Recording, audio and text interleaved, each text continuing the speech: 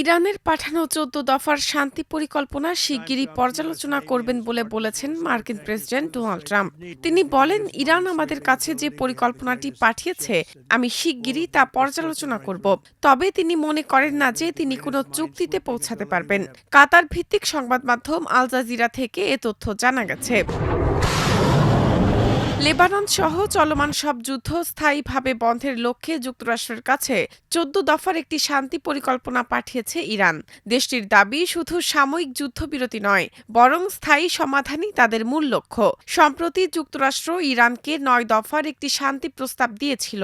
সেই প্রস্তাবের পাল্টা জবাবে এই ১৪ দফা পরিকল্পনা জমা দিল তেহরান। পাকিস্তান সরকারের মধ্যস্থতায় এই কূটনৈতিক প্রক্রিয়াটি চলছে।